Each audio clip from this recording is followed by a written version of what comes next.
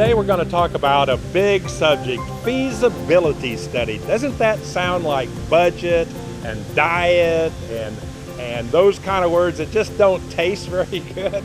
Well, I'm going to encourage you to make some, whatever you want to call it, but a feasibility study, because I've been fortunate to help over a 10-year period at least 150 different classes where I was teaching with another friend of mine how to write a business plan. And these people were coming in with an idea, and that's good, but I could tell you on 3/4 of it, there is no feasible way this is ever going to make any money.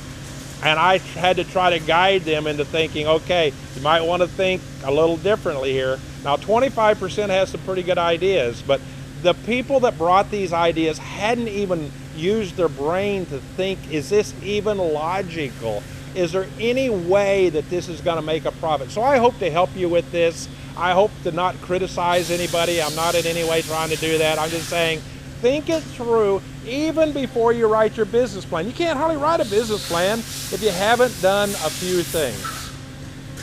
One thing I've told hundreds of times: become a question-asking machine. You've got to start asking questions and ask questions, ask questions, ask questions. Ask questions of people that are already in similar businesses like you're interested in. Ask questions as those vendors that are supplying either products or materials to make your final good. Ask questions of those people that are buying from you already. I mean, all kinds of things. Just be a sponge for ideas. Be sponging this in. You have to get enough knowledge base to kind of see where you're going to fit a niche. I was talking to somebody just recently, and I suggested don't go head to head with somebody that's already successful in an area in the same market. Find a little niche that's close by, something that maybe you can focus in on. So it all comes with being feasible. Is this going to make a profit? Keep in mind that the scoreboard in business is profit. That's it. Now there's other sub-scores, but the big one is, did I make a profit or not? Or at the end of the time period, is my balance, my income statement positive or negative? Now, in saying, is this logical, let me give a couple examples. It was more than once I had people inquire about owning a laundromat. Oh, that makes sense. I mean, you're going to be helping people. They need to clean their clothes. They're going to be continually need repeated business. So let's talk about it. Well, this person was looking at possibly buying an existing laundromat. Oh, nothing wrong with that. But I said, is this feasible with the money that they're asking you to pay them for the laundromat? How would you get your money back and enough money? So without even a big old plan, just my suggestion was go set 8 hours in your car, vehicle, under a umbrella or something across the street, and just watch who comes in. 8 straight hours. Get you a Coke, get you a sandwich, sit there. Count how many loads of by armloads you can estimate how many customers came in the door. How many, by your estimation, how many loads of laundry would that be? You can go in and see what a load of laundry costs right now. How much revenue would happen in that 8 hours? And do it again if you need to. And how many days would you be open? So now you're creating a logical, okay, here's how much money is coming in the door, okay? There's how much money is actually coming in the door, because I know about how many loads of laundry are being done, because it's logical. I can see this as a natural process. Then I can start talking about, because I've asked questions, how much is it going to cost for the water? How much is it going to cost for electricity? I mean, you can ask those questions and get some ideas.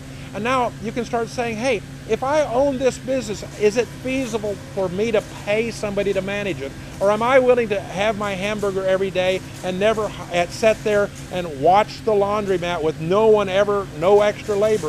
If I'm going to do labor, I'm going to figure my labor in. Run the numbers.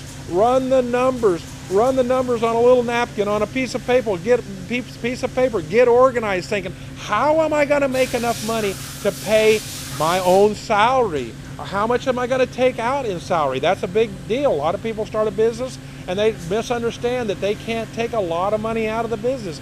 Money is cash. Dollars is cash is blood.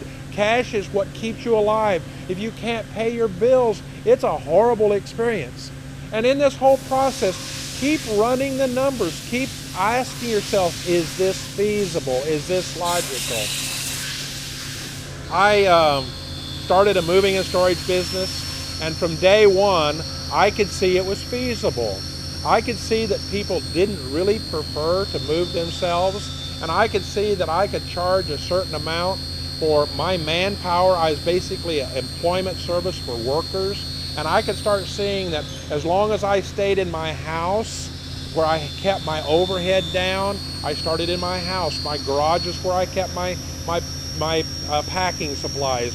My living room was where I dispatched. Now, it wasn't something I wanted to do for a long time, but as I got into it, I got seeing the numbers. I can say, okay, if I buy a building or I rent a building, is it feasible that I can pay the rent?